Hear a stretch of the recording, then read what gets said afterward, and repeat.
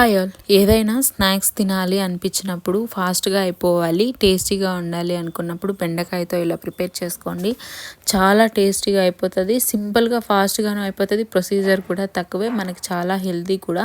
నా దగ్గర అయితే నాటి బెండకాయలు ఉన్నాయన్నమాట. విలేజ్కి వెళ్ళి వచ్చేటప్పుడు తీసుకొని వచ్చినవి, వాటితోనే ప్రిపేర్ చేసుకున్నాను. మనకి గ్రీన్ కలర్లో వచ్చే వాటితో అయినా కూడా ప్రిపేర్ చేసుకోవచ్చు.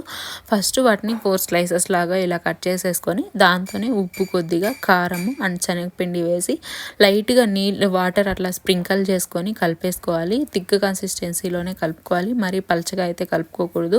అది మనకి ఆల్రెడీ బెండకాయ గ్రీజీగా ఉంటుంది కాబట్టి ఫాస్ట్గానే దానికి అయితే అతుక్కునేస్తుంది అనమాట శనగపిండి, ఈ ఇంగ్రీడియంట్స్ మొత్తము. దాని తర్వాత ఆయిల్ కొద్దిగా హీట్ చేసుకొని ఒక్కొక్కటే విడివిడిగా వేసుకోవాలి, లేదంటే ఒక్కలాగా వచ్చేస్తుంది అనమాట. ఈ కన్సిస్టెన్సీలో వాడ్చుకున్న తర్వాత పక్కకు తీసేసుకుంటే చాలా టేస్టీగా ఉంటుంది. ట్రై చేయండి. ఇంకెంతే వీడియో.